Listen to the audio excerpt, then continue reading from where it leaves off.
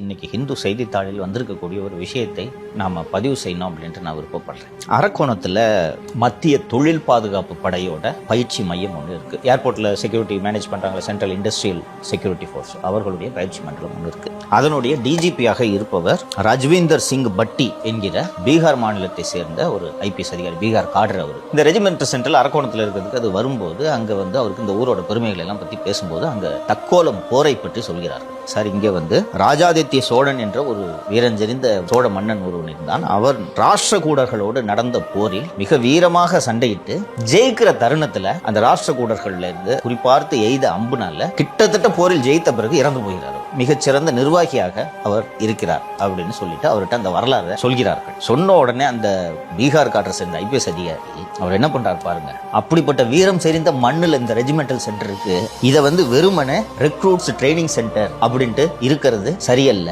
Rajaditya recruitment regimental centre என்று அதை பெயரை மாற்ற வேண்டும் மத்திய அரசு எழுதி இன்று அதனுடைய பெயர் சோழ மன்னன் ராஜாதித்ய சோழனின் பெயரால் அந்த மத்திய தொழில் பாதுகாப்பு படையோட பயிற்சி மையம் மாற்றப்பட்டிருக்கிறது. என்றென்றும் தமிழர்களின் வீரத்தையும் கலாச்சாரத்தையும் அங்கீகரித்து போற்றி புகழும் பிரதமர் திரு நரேந்திர மோடி அவர்கள் தலைமையிலான மத்திய பாஜக அரசு